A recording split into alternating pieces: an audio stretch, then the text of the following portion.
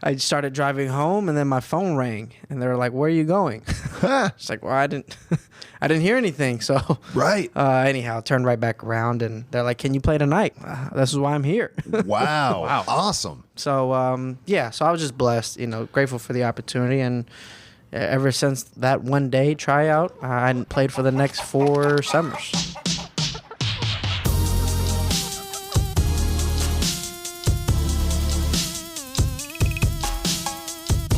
Welcome to Henhouse Unruffled, an audio companion to the beers of Henhouse Brewing Company.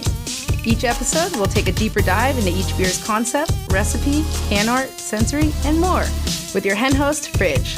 What up?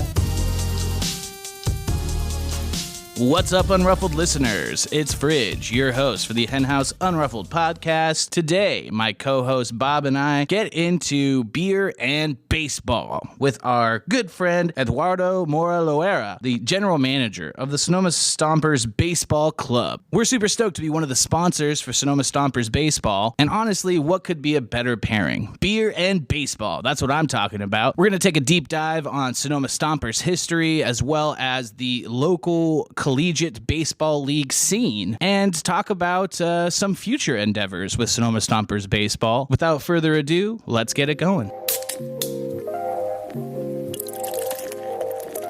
What's up, Unruffled fam? I am here with Eduardo Mora Loera, general manager for the Sonoma Stompers Baseball Club. Super excited to have you on Unruffled. Thanks, Fridge. Appreciate it. And the name was perfect. Oh, Thank I you. got it right. I got it right. Yeah. My years of working as a video jockey paid off, all those late lists and pronouncing names. Right. Why don't you go ahead and introduce yourself in your own words to the lovely Unruffled listeners? Yeah. So, again, like you said, Eduardo Mora Loera, general manager of the Sonoma Stompers. I've been with the organization since 2015, originally as a professional independent baseball player, and really spent 4 seasons playing on the field, seeing the great community of Sonoma and Sonoma County, and then transitioned, just how things, right time, right place situation. Moved into the front office as the assistant general manager, started to understand the baseball operations, stadium operations, I mean, you name it, right? Mm-hmm. Player procurement, and then transitioned that role to the general manager role.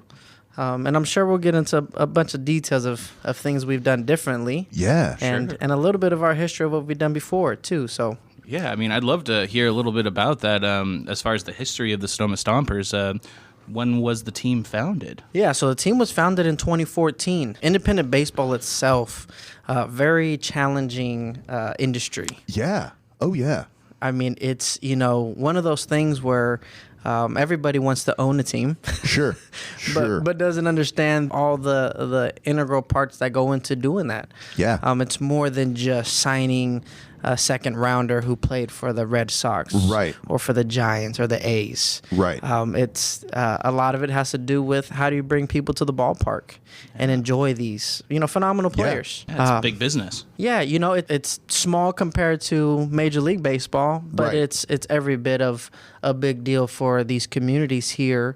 That frankly, it's much easier to come to a Stompers game. Absolutely. Pay $10 to get in. Yeah. $10 for a big personal pizza. Right. Oh, hell yeah. And, $8 for a hen house beer. Now we're talking. Yeah. You can't beat it. And we don't charge for parking. Yeah, that's fabulous. I see these kind of smaller sporting events, and certainly we're really close to Sonoma Raceway, huge NASCAR stuff going on there, huge races.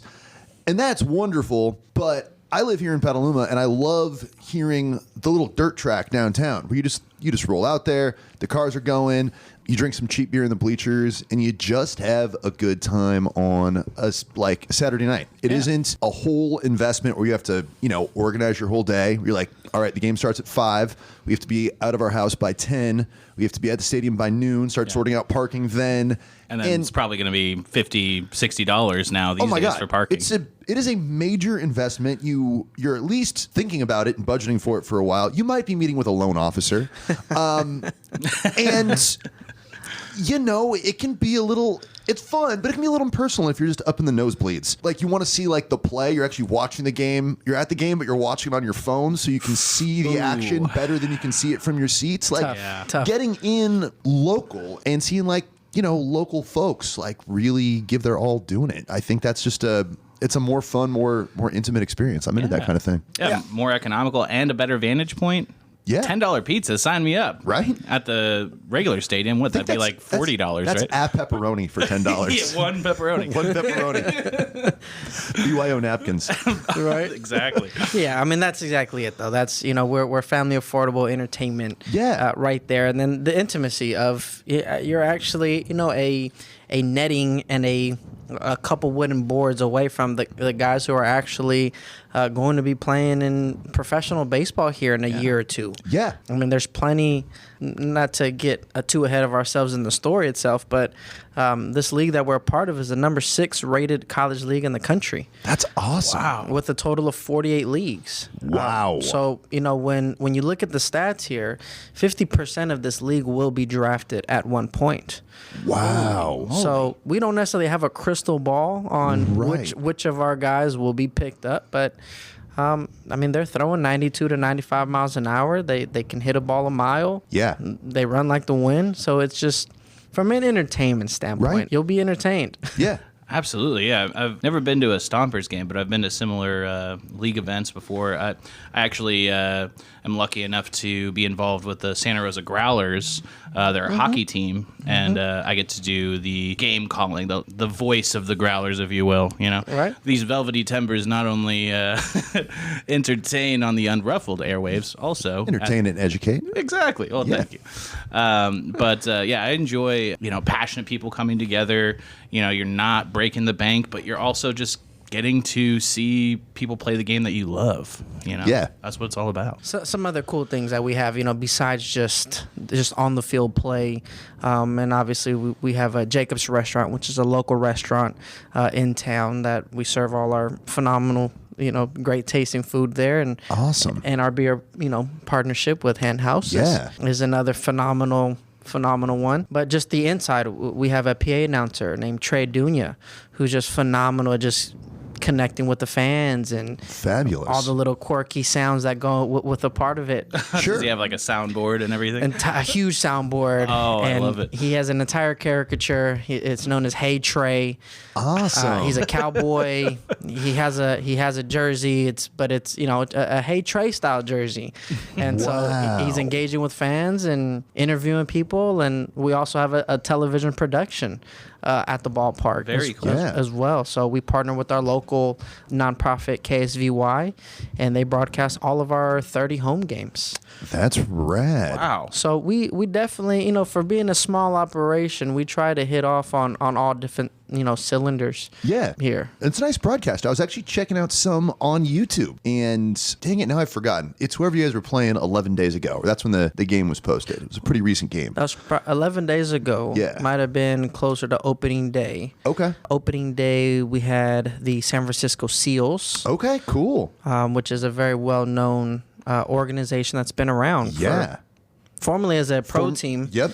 I think they've gone through their variations of. Right. They were in the PCL, which is Right, the Pacific Coast League, right? exactly with AAA baseball. Yeah. And then they transitioned into an independent sector, and then they went into the college side. Again, it's very tough to operate minor league teams. Yeah. So, did the Stompers club those seals, or?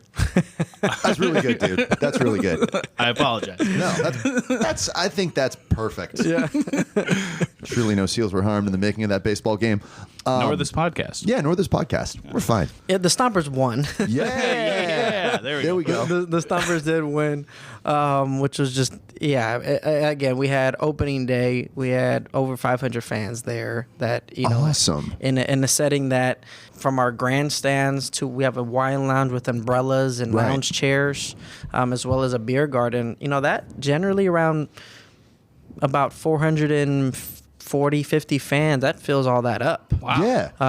And we have these large. We play on a county property, and Cool. it was a multi-use ballpark where the football was being played and pee-wee football.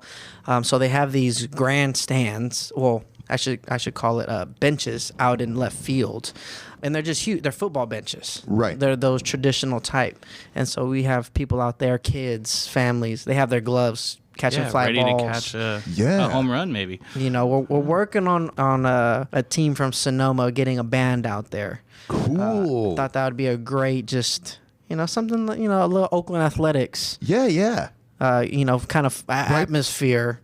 With some drummers and Right, bringing some of that live rhythmic fun out. That sounds really cool. There's not enough good hard rock in local baseball. No, not at all. I mean, it's interesting, too, to see, like, the different entertainment sectors sort of flowing together, all working together on one thing like that, Not too dissimilar from what we do here sometimes. We get to work with all kinds of amazing artists on occasion and incredible baseball teams such as the Stompers. That's right. Thank you for that. Yeah, it is really beautiful to see just how all the planning that goes into it, from our broadcasts to our PA announcer to, you name it. Right. So you have groundskeeping. You have like all the layers and levels to hospitality, from coming up with what you're going to be offering to people all the way through to executing that for people. And then you also have like an entire baseball team and like that kind of sports team dynamic, and figuring out where you sit in what sounds like a galaxy of different kinds of leagues outside of the MLB that everybody knows. You said there were 48 different ones? Yeah, there's 48 leagues. Wow.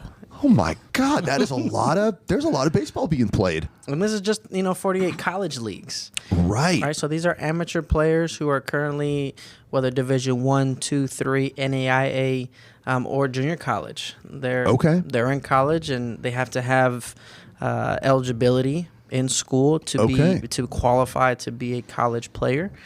And so, I'd like to say that the Stompers kind of bring it up a little notch higher than traditional college baseball. Excellent. But, these players, as I mentioned before, they're good. So when you say eligibility, do you mean like they have to be doing well in school to compete? We generally do.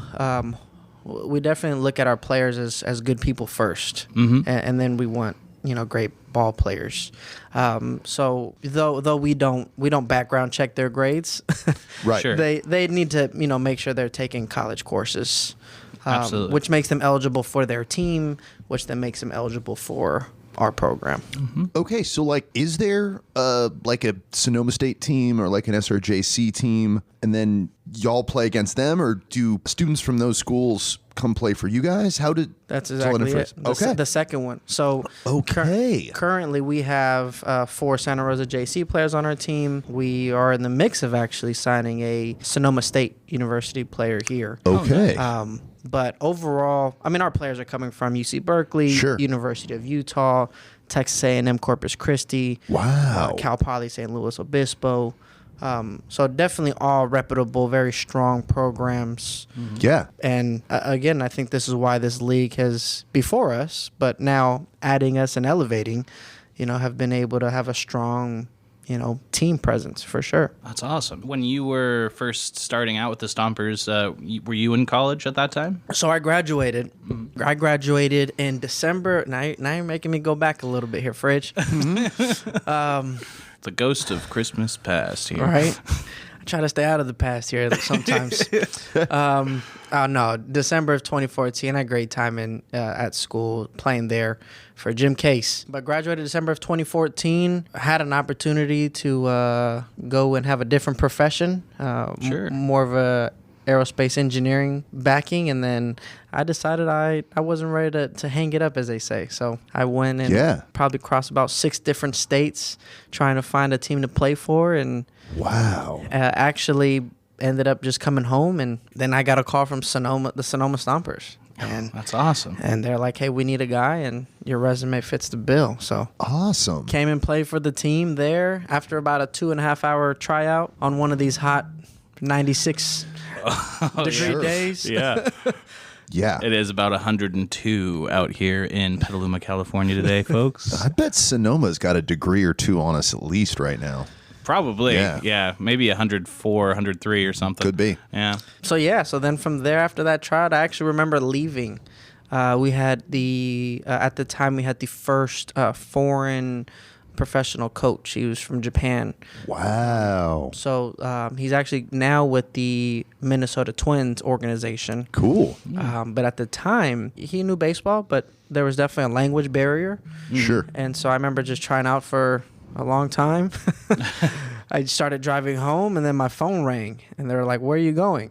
It's like, "Well, I didn't hear anything." So, Right. anyhow, turned right back around, and they're like, "Can you play tonight?"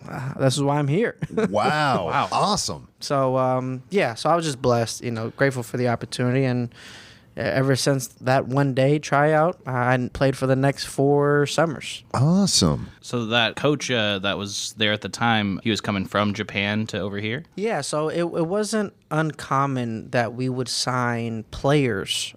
Sure. Right. Japan's a huge baseball country. Yeah, that's what I was realizing. I've heard that before. Like, they love baseball in Japan. We've had a few Japanese folks do really well in the majors over here and Yeah. become like household names too. That's awesome. Yeah, Shohei Ohtani, obviously Yeah. the Los Angeles Angels.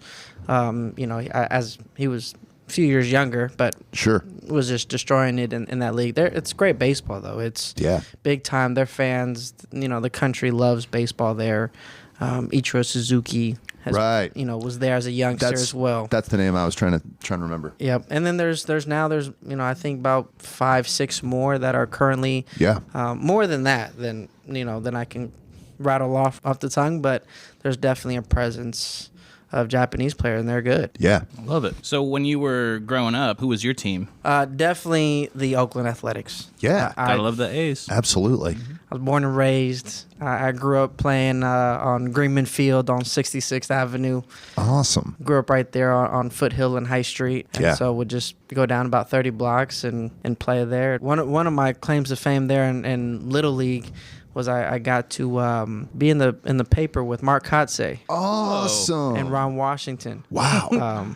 What was that story about? Yeah, well, the A's being that they were down the street and Right. Oakland Babe Ruth. Yeah. It's the inner city and needs a lot of support. Sure. Needs a lot Yeah. of support. Yeah, it continues. Right. The Athletics donated and built a brand new Majors field. Oh, okay. And so that happened to be the inaugural year game. I just happened to be lucky of my age and Yeah. being there. But that team, looking back on it, the little all-star team that we Yeah. essentially played American League team versus a National League team. Right. But just with that in itself, you had 4 guys drafted, one currently in the major leagues, Joe Ross. Wow. We had another guy's pretty good, James Harris, at Oakland Tech. I mean, I know I'm missing a good handful, but Sure. there was lot very of good heat talent. back There was a then, lot yeah. of good talent Yeah, in totally. Oakland Babe Ruth. Yeah. It was. Man. I might have a couple of years on you, Eduardo, but I was a diehard Bash Brothers fan. Like that 89 team, which of course, it's not just me thinking they were a good team. They got the trophy to prove it, but the Bash Brothers and Ricky Henderson, like it was such a great team, and it was very easy for me to kind of like wrap my head around those particular guys. They were just really cool. They were doing it wasn't like great fundamentals. They were with Ricky Henderson like just stealing bases constantly. It was really a show. And so as a little kid, I was like, yeah, this is freaking awesome. Makes you think you can run fast, huh? Yeah, I mean, I knew I couldn't, but watching him do it was awesome. And at that time, there was an outfield like lawn area, right? Yeah. I only went to a couple games, but yeah, I thought that whole thing was like really cool.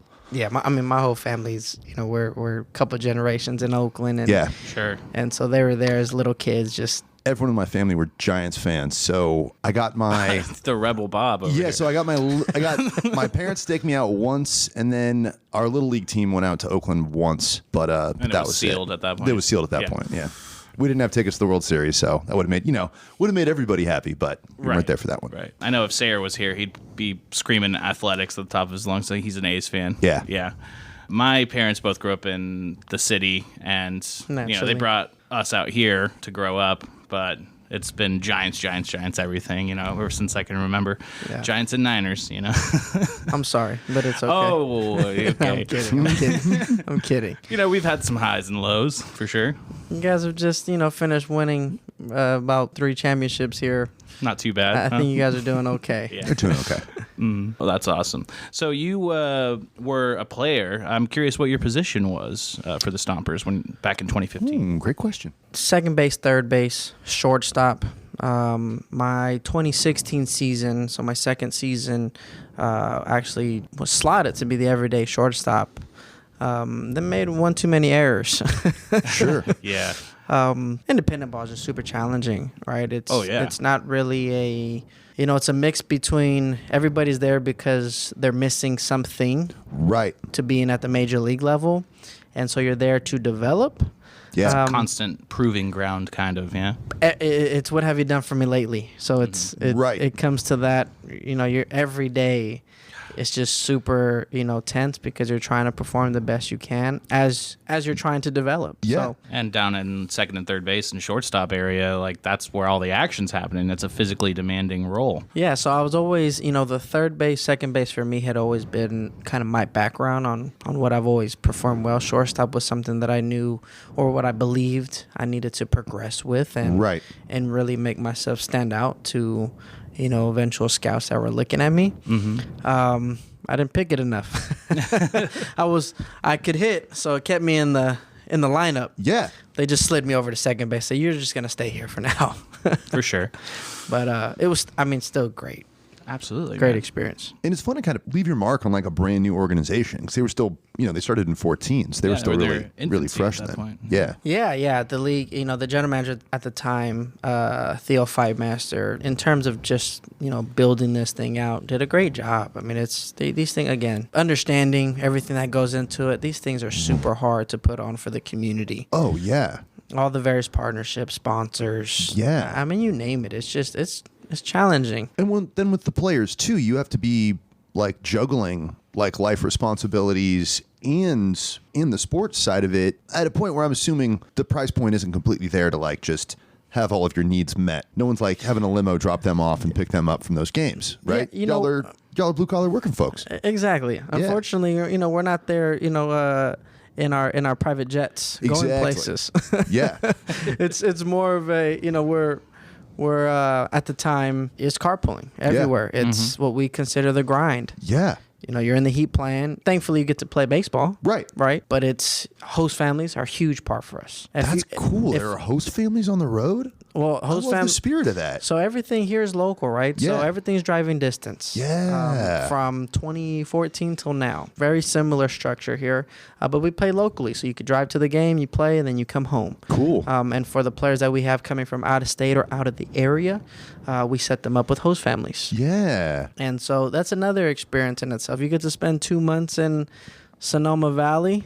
Right. It's generally not a bad setup. No, not at all. Yeah, exactly. And you're not paying rent. So Yeah, that's really cool. I didn't know anything about that, and I'm like deeply touched by the way that kind of sews the whole thing together. It makes me think of lower earning independent bands like traveling around and like, crashing on couches, or the promoter's like, yeah, there's no hotel, but you guys can all sleep in my garage. And people are like, yeah, I'm doing it for the love of this thing. I don't have an option of not being on the road and not being in front of people. Like, I have to go do this thing. Yep. I love that. Like that level of like drive, passion, authenticity, like that is what really excites me. It's really cool to see the very greatest athletes in the world do this stuff at the absolute highest level. But I am very much like I'm a bigger fan of the living underdog, and I want to see someone who doesn't make more than I'll make in the next 6 years per pitch. Every pitch is like the next 6 years of my life, and I'm like, that is cool, and like you are the best, and like get that bag. But by the 40th pitch, I'm like, all right, millionaire, off the field. I want to see some people do it. Yeah. It's easier to relate to somebody that's not making millions of dollars a second, right? Yeah. I think, that stuff's more fun to me. And I feel that same way about bands too. Like, it's cool to see Brian May, like from Queen, lay down like the dopest, most blistering solo across We Are the Champions. And like everyone knows that hit song and stuff. It's rad.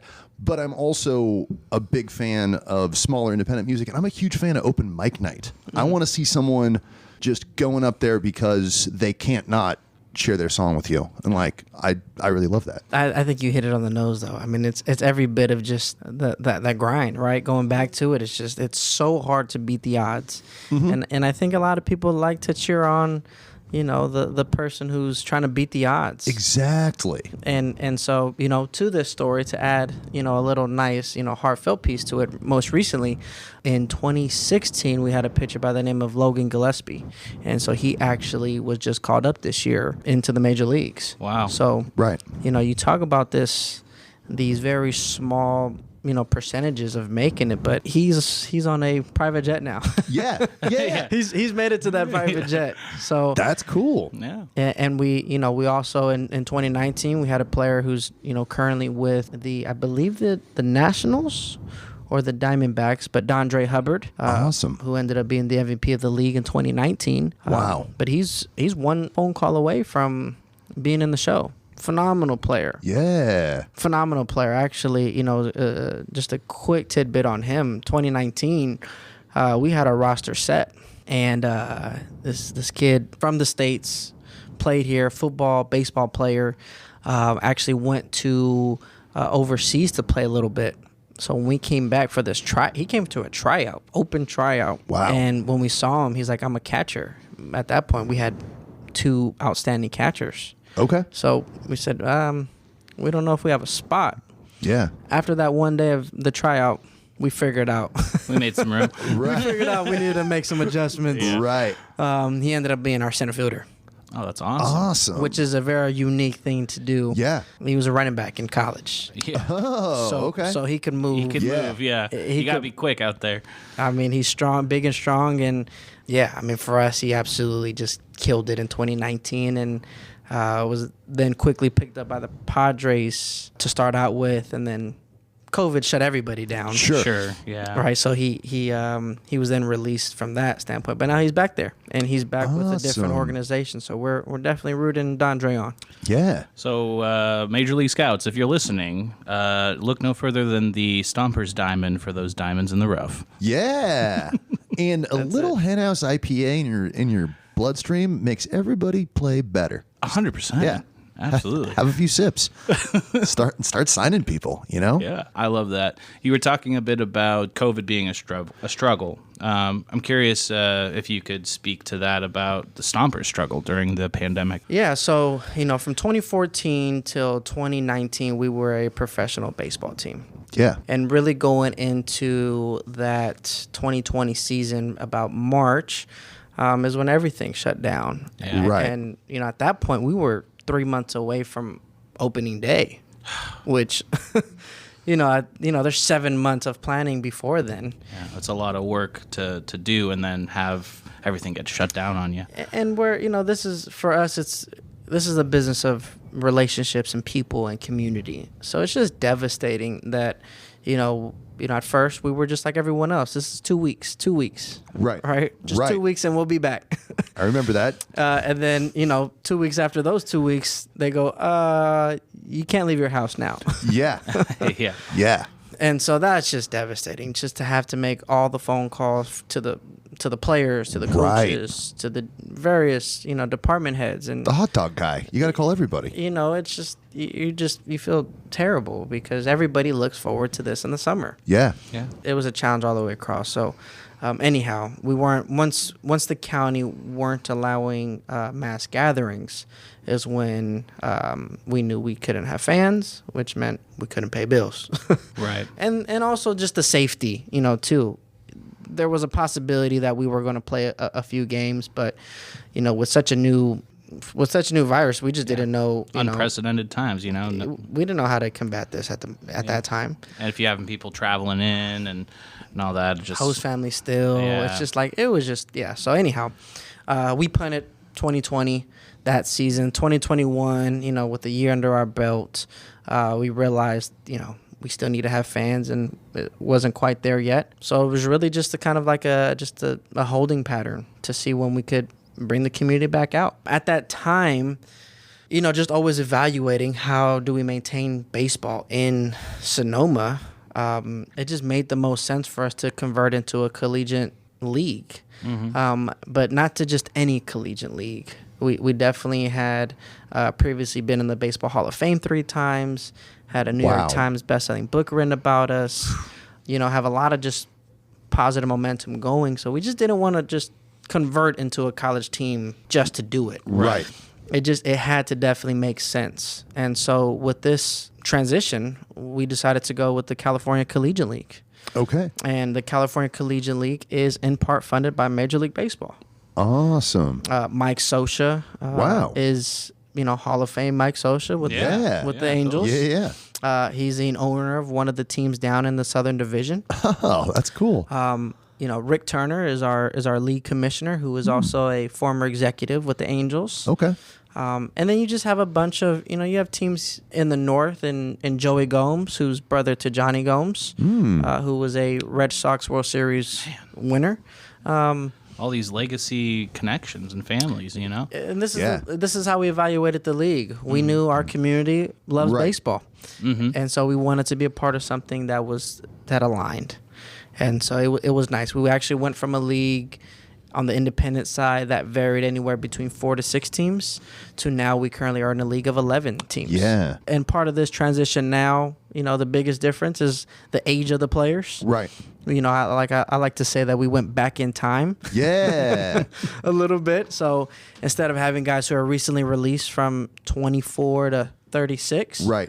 they're 19 to 23. Yeah. And they're on the very beginning stages of signing that contract. Yeah. Super hungry. Yeah. Like, Yeah, it's got to make for really exciting games, just to see those athletes out there in their, primes or approaching prime, right.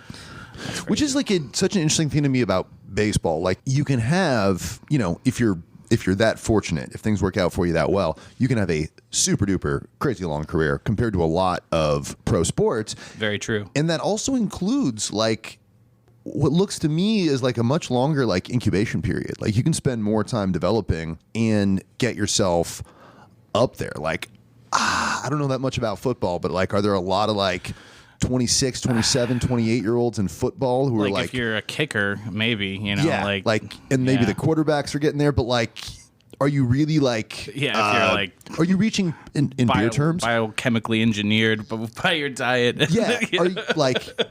Are you perfectly maturing into perfect condition at that age in a lot of these other sports? Like, I don't think that there are a lot of folks looking at like 27, 29, 28-year-old players in other major league sports and we're like, in a couple of years, we're really going to see some great things from this guy. That's going to be they're really getting there. But in baseball, there's so much more technique, strategy. I think baseball has a lot more of a mental aspect to it because there's a lot less time with just the ball chaotically flying through the air.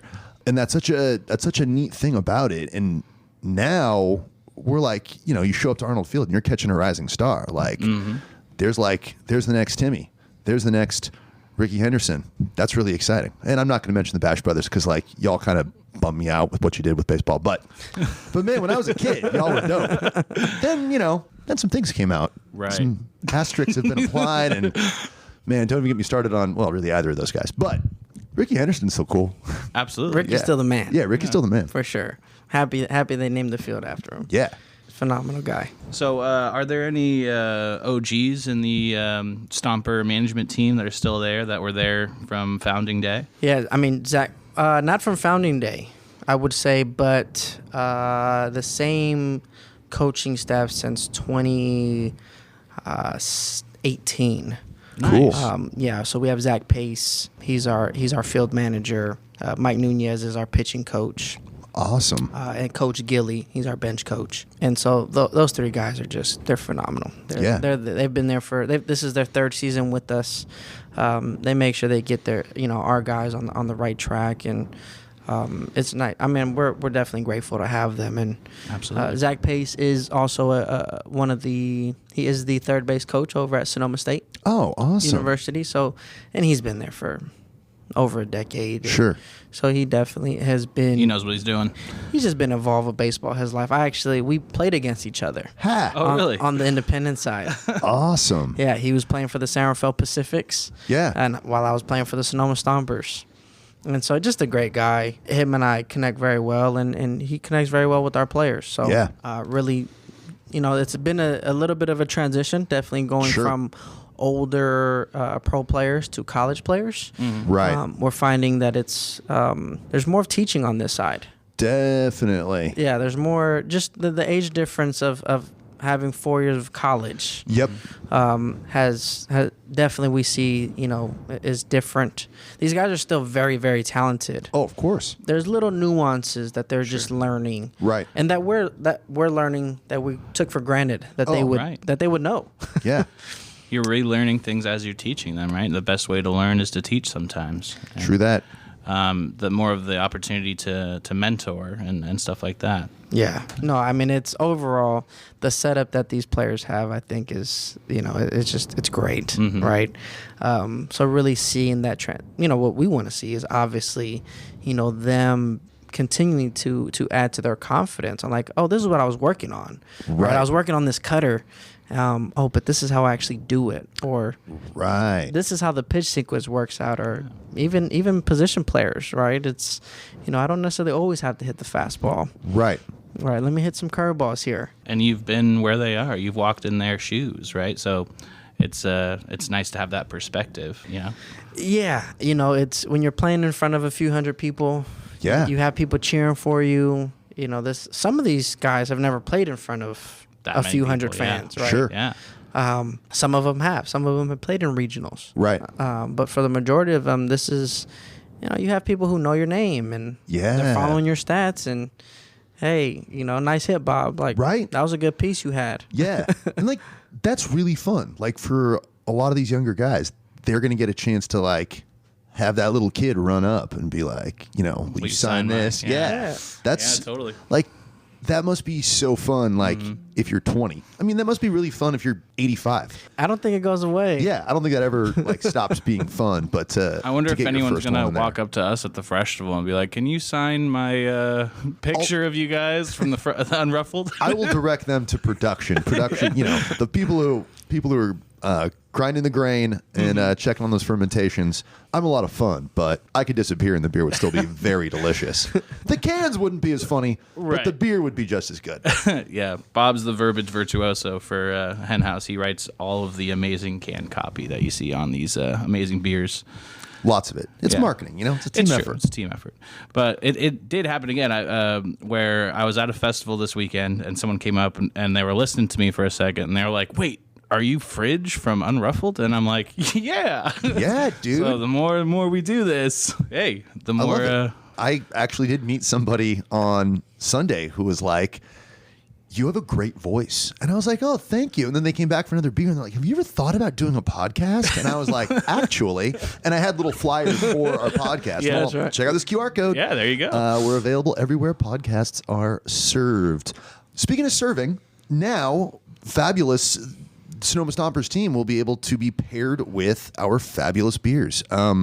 We've got a beer garden going now. And tell me about this from a kind of bringing people to the stadium perspective. At what point were you guys like, we need a beer sponsor, we need a beer zone, we need like a beer garden for people to enjoy it. How did you see that as being a part of the stadium experience that you guys were offering? Yeah, so these are just, I think, very natural progression for what most we're doing, definitely. right? So we do have a wine lounge. Yes. I mean, you are the Stompers. This is in Sonoma. Oh, okay. It actually took, Yeah. I figured this out a couple of weeks ago, but it actually did take me a minute to be like, the Stompers. Yeah, because they totally kick ass. I get it. And then I was like, grapes. I get it now. Well, there's a double entendre, right? Yeah, right? Triple entendre, even. Yeah. So just in terms of our various just sections, right? We have Yeah. the wine lounge with umbrellas and lounge chairs, and then right behind that we have two sections, which is our Hen House Brew House Beer Garden. Yeah. And, Awesome. And that is what we use for our large group events. Yeah. And so we have two sections of 50 people, group spaces. Yeah. And so a lot of times, whether it's employee appreciation days, birthday parties, Right. anniversaries, you name it. You Yeah. know, we had somebody actually talk to us about a wedding here. So, Wow. yeah. the space is open. We have wooden tables set up, Yeah. a bunch of chairs, and then it's also enclosed. And so when you have these Cool. larger groups, and we are family entertainment here, Absolutely. you bring your kids around. Yeah. And generally people don't like to chase their kids around the ballpark. That's true. So it's nice to have, a section where things are enclosed. You know your kids are safe where you are. Yeah. There's bean bags, there's cornhole. And then let's not forget there's baseball. Absolutely. Never forget there is baseball. Right, and it's right next to the restaurant, so you're 5 steps away from food, and so that is how the beer garden was structured. And we were Cool. looking to partner with the best beer in Sonoma County. Oh, thank you for saying We're certainly up there. Yeah. We're swinging with the best. I It's mean, I wouldn't be working here if I didn't think it was the best, Right? true honestly. story. I say all the time, there are a lot of breweries I really love and respect, but there's no other jersey I'd rather be wearing. I say that all the time. 100%. Yeah. So so the conversation with Sayer and Jeremy, just started, and was just again, a lot of these no-brainer, just natural things. Yeah. Yeah. Peanut butter and jelly, beer and Right? baseball. Absolutely. Throw a hot dog in there, it's magic. Right? God, what were these games like during Prohibition? Not fun. Yeah. I think they probably snuck it in. I think people figured it out. Yeah, exactly. I was like, There was that marketing for here's how you make your own grape juice, but don't do this, Right. or you'll accidentally make alcohol. Right. I'm sure there was people bringing their kids people were, stuff. in. yeah, people were definitely figuring that stuff out. Yeah. Yeah. Prohibition was not nearly as dry as history records it as having been. Mm-hmm. Yeah. So that's really how the partnership started. God, that's so cool. This is our first year partner together, and Yeah. we hope everyone here is happy. Absolutely, man. Yeah. I'm super excited for the rest of the season. How many more games you guys have? So we have these remaining 2 weeks here, and then we have the entire month of July. Love it. Yeah. July itself, we're looking at an additional 16 home games for Yeah. July. Right now, we're about 12 games in. The guys are getting ready to play tonight in Healdsburg. Cool. And so here at, I believe this first pitch is 6:05. Nice. But yeah, I mean, we play 5 to 6 times a week. Hardworking guys. They're working out every day. Yeah. Yeah, so it's Puts my 3 times a week to shame. yeah. So I know we have a hen house brew house night. Yes. Coming I up. believe that is coming up on the 14th of July. By the time you're hearing this, it will probably not be the 14th of July, and you can come out. But by the time you're hearing this, I am sure the Stompers will have already stomped the Healdsburg Prune Packers, who they are playing in just a couple of hours from recording time. That's right. But they did a great job, I am sure. Just kicked the crap out of them. Just stomped them. Made Bob's them into looking into wine. his crystal ball right now. Yeah. And I know baseball is very, I'm not going to say superstitious. I'm going to say baseball is rich in tradition. There it is. And It's that marketing lingo. That, yeah, and if history goes in the other direction and I've somehow screwed this up, let me know and I will like owe some sort of mystical penance to the Sonoma Stompers. But they're going to kill it tonight. They're going to do great. It's just a stomping. yeah. Or is it, that's what you do Yeah. in these cases. That's what they're going to do. They're going to stomp. But yeah, we're really excited to come out and bring a bunch of our team out there. Oh, I'm going. Yeah. I got to get some photos. I haven't had the opportunity to photograph athletes yet. Right? Just beers, generally, dogs a lot. I mean, our delivery Yeah. drivers. Well, yeah, they're athletes Yeah. of some sort. Yeah. We'll have Rawhide out there for you Yeah, guys yeah. as well, our team mascot. Yeah, your fabulous mascot. Rawhide, that's right. Yeah, we actually signed him, drafted him from a former semi-pro hockey team. Oh. So we changed the hockey stick for a baseball bat. I love it. That's amazing. Yeah. God, that's awesome. Scouting for mascots. I think about the mascot thing and how that relates to sports a lot because, mascots are fun. They get everybody hyped. Mm-hmm. Big living cartoon characters bouncing around. It's a lot of responsibility on their shoulders. There's a to ton of responsibility hype on the their crowd. shoulders. Yeah. And, also probably like 75 pounds of costume on their shoulders as Definitely. well. Yeah. In 95-degree heat. Exactly. Yeah. It's a tough role. That's you know. another athletic position. Yeah. Yeah. Healdsburg has got to be cooking right now. Yeah. I feel for Rawhide right now. Luckily, Rawhide has the day off on away games. Okay, Oh, okay, that's good. good. He's definitely making sure that he's ready for the next 4 games at home. Right. He's stretching. He's racing kids around the bases. Yeah. In between innings, racing players from the left field to home plate. Cool. Dancing a YMCA. Busy. As one does. Rawhide's busy. Yeah. So, we definitely advise Rawhide to take a day off Yeah. Drink some water. Stay hydrated, Rawhide. or milk. Milk keeps the body strong. With a smaller number of teams in in a shorter season than the major league that everybody's familiar with, do you guys do series like the major leagues? Like how many times? Like you guys are playing Healdsburg tonight. Mm-hmm. Are you playing Healdsburg later this week? Did you already play Healdsburg, or is it like you play once and then you move on? Yeah, they're not series so Yeah. much. It's a though at the end of the season you do compare who beat who. Sure. In the overall standings, it's not your traditional 2 games here, Right. 3 games. We actually used to do that. Okay. But just all the dynamics of the schedule Totally. don't allow it. The great thing is that we're local. Yeah. Everybody's within 30 miles of each other. So Right. It's not a bad setup. Yeah, it's not like you're, in San Francisco, then you have to be in Chicago for the next game, and then you got to be in New Orleans, and then swing on through Austin, and yeah, Right. it's all pretty. By the way, we everything's need you to get back to New York and Yeah. then come back. Yeah, exactly. Dealing with jet lag while you're also Right. trying to perform. Don't know what day it is, what state you're in. You're just Yeah. hoping that that's where the team's supposed to be. Tough. Yeah, I imagine, life on the road is really tough. And with everything staying kind of local, everyone gets to have more of a life, which sounds, nice. You get to see your dog after the game's over. I'm saying see your dog because probably a lot of these 19-year-olds don't have families and children and stuff Wife, like that. kids. Yeah.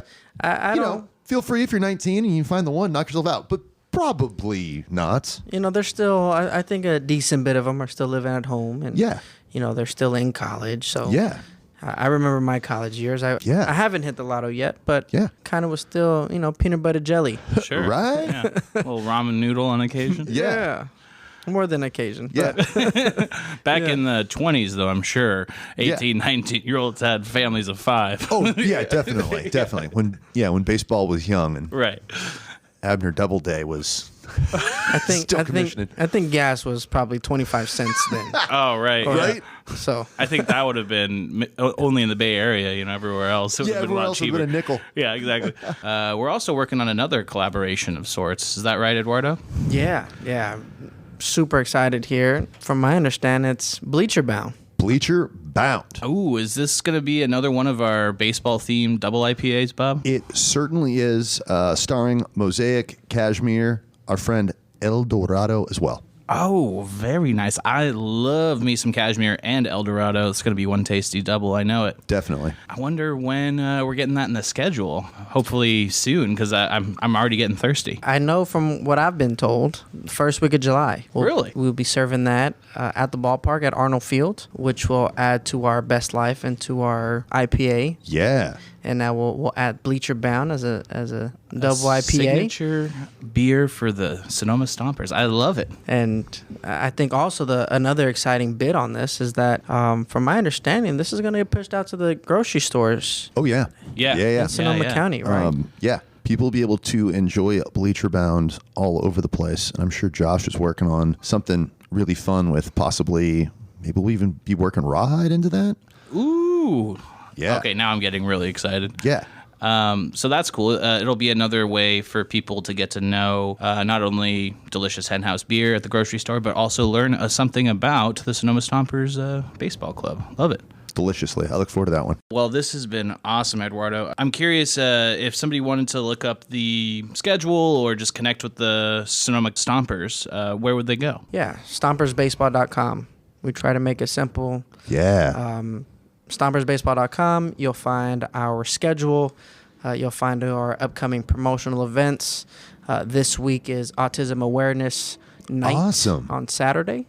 So definitely just driving awareness. I love that. Yeah. Again, it's one of the many pillars of just why, besides baseball itself is, we try to use our platform to advocate and push topics that need to be discussed about. So Absolutely. I love that responsibility and ethics. That's awesome. Yeah. so it's been great. So we have, Autism Awareness Night Saturday. Again, Wednesday, Thursday, Friday, Saturday, we're playing here this week. Awesome. And if they can't make it to a game and they want to maybe watch from local TV. Yeah, well, local TV channel 27. Okay. Or they can find us on YouTube, our Sonoma Stompers baseball channel. You can find us there as well. Social media wise, Sonoma Stompers. We're Give verified them a on follow. Twitter, Like and follow, y'all. Instagram, Facebook. Working on a TikTok. Yeah. Oh, yeah. Well, we'll get there one day ourselves as well. Yeah, absolutely. It's a hot topic of conversation. Maybe Yeah, so we'll get there before the next media platform comes out. Yeah, exactly. As soon as the next one comes out, then that's when you jump in. But yeah, Gritty from the Philadelphia Flyers, his TikTok is absolutely fire. So check him out and see what you can get Rawhide to do. Maybe, The TikTok should be Rawhide. as the kids say, maybe you can get Rawhide to duet with Grizzly, and you can link up, do a follower challenge. I think they're calling it. Get together, do a live. Yeah, a little words collab. Find the right sound, sync your videos.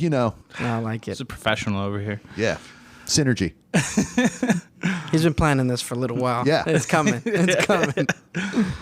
Do you have any final remarks that you'd like to share before we sign off, Eduardo? No, I guess the main piece is just this is, fun community equity type of baseball. Exactly. And so if you're looking for, family of 4, family of 5, Right. something that's affordable, pizza, Chicago style hot dogs, Yeah. Oh, yeah. drinks for the kids, and then, adult beverages for everyone else. Yeah. Yeah, get yourself some Hen House IPA. Get yourself some Hen House. Then watch some baseball. Yeah. That's- cheer your team on. Right? Cheer on the Stompers. Community focused stuff. That's the best. Cheering and cheersin'. Yeah. Oh, that's good. That's it. That was the one. All right. Well, I think this has been a home run, everyone. Yeah. Cheers. Cheers. And now, Sensory First. Welcome to Sensory First. We take a deeper dive under the hood of the beers of the Hen House Brewing Company. I am the lexicographical Bob Wagner from the marketing department, here with Mikey G. and Zach Kelly, who was not told we were coming up with fun words before we said our names today. because he already gets to use the funnest word, Brewmaster. He is the stamp of quality on every one of these beers rolling out of the fabulous Hen House Brewing Company. We are here with Bleacher Bound, our brand new double IPA, celebrating what will hopefully be a long and fruitful relationship with your Sonoma Stompers Baseball Club. This is lovely. We're continuing our tradition of big double IPAs celebrating baseball. We got our hen. She is in uniform, and we also have the Stompers mascot on that can. For the first time, being legally allowed to use all of the baseball imagery that is on this can. That's fun. That is something to celebrate. And we are talking about a whole bunch of Cashmere, El Dorado, Mosaic hops in here. And this is a double IPA brewed with a little bit of dextrose, as we like to do. Let's talk about this beer upside down. What's with this dextrose? Why is there dextrorotatory glucose in my beer? It's an easy way to boost alcohol, pretty much. Which That's in about turn- as far as you need to go. Kind of lightens up the body. That's going to change the flavor a little bit. Sure. Yeah, That's going to make you feel so good. Yeah. You get a little dextrose. It's simple sugar. It ferments out completely. Right. Obviously boosts alcohol. Alcohol also has a little bit of sweetness to it, so it can give you a little perceived sweetness and body to it. Nice. But yeah, if it's not from malt, it does dry it out a touch too. Right. And that's getting us to this double IPA ABV territory of 8.2% without weighing this beer down with a bunch of 90s style crystal malt and stuff like that. It's just a nice, approachable little beer here. Some of my aroma notes are guava juice, mixed berries, orange peel, a little bit of grass. Fun ones. Yeah, I think with the heavy dose of El Dorado, some of those herbal characters kind of come through. Yeah. I'm a big fan. Haven't used it too often as the prime or the heaviest of the dry hops, Right. which is kind of nice how it comes through, and you get that little balance of that herbal character from the El Dorado mixed in with the mosaics and cashmeres. It's kind of neat because the dry hop, like in terms of weights, the least hype hop is the one that is being the most heavily featured. Like, we use a lot of El Dorado around here. I've certainly become a big fan drinking our El Dorado beers, but Mosaic and Cashmere, which people fawn over and name beers after and stuff, they're bringing up the rear at 44 and 22 pounds in the dry hop. I feel like El Dorado is one of those, like, sometimes an unsung hero, like Definitely. among brewers that really love it. I feel like I walk into a brewery and see a board that has a single hop El Dorado or an El Dorado, as a primary hop on a beer a lot more than you would ever like see it on a can. Yeah. Like, it seems like a big draft hero and not necessarily a can like selling beer hero. Absolutely. Backing up to the kind of malt character that's in here, beyond the 2-row, the additions of 2 different types of wheat, Right. and kind of what each one of them brings to it. You kind of get that fluffy, puffy feeling from the flaked wheat, and you get that nice thick haze from the raw malted wheat. Right. I'll usually like. Combination of those two is pretty nice, as opposed to just sticking with one or the other, to kind of get a little bit both sides of the coin of what wheat can bring to a beer. Right, because they both kind of do their own thing. Is flaked isn't malted, right? It's gelatinized through the flaking process, but not actually malted? Yeah, so raw wheat gets run through the flaking process, and I do believe it's the heat of that process that actually will gelatinize the starch and kind of get like a mini quick, not really modification, but allows it to be accessible in the mash. Right, which is crucially important, folks. You can't just throw a bunch of grains in a pot of water and eventually get beer. Those grains have to go through a number of steps before they meet our mill, where they go through their last step, getting crushed and crumbled before they can meet all of that lovely hot water that is waiting for it inside of our mash tun. It's like a hot tub, at the end. Yeah. Also driving this, hazy, fruity, fluffy, high-bodied but super fruity beer is our Conan yeast, our hazy yeast, our Vermont Ale or London 3 or whoever you're talking to. Barbarian. Yeah. From There it is. Imperial. Depending on who you're talking to, it could be any one of those things, and they're all very slightly different, but very slightly the same too. Yeah. So that's going to be the driver on this, also helping accentuate some of that fruitiness that we get from, again, our El Dorado, our very slight lemon lime from the Cashmere on the back end there, on the finish. Yeah. And then Mosaic. Everybody knows Mosaic. Everybody knows and loves Mosaic. Well, everybody knows it. 9 out of 10 brewers love it, and depending on the room you're in, maybe it's 66% of the brewers love it. yeah, exactly. It is a hop that we employ quite frequently, but it's also being supported by just a dash of old CTZ in there, hooking us up with some kind of one-note hop bitterness. This plant, whether you call it Columbus, Tomahawk, or Zeus, was brought into the world to do one thing forever, which is lightly bitter beers, and not really be experienced beyond that. And it's doing its one thing in here quite well. Other than that, it's pretty deceptive double IPA. Yeah. Again, we tend to make smooth and creamy double IPAs, so make sure you are drinking them aware of the fact that you're drinking an 8.2% beer that just goes down easy. Yeah, just happens to taste really good and be really, really drinkable. Keep an eye on that ABV. Don't foul out, but this beer is ready to rock. This is going to be the official beer of summer with the Stompers. Play ball. Cheers.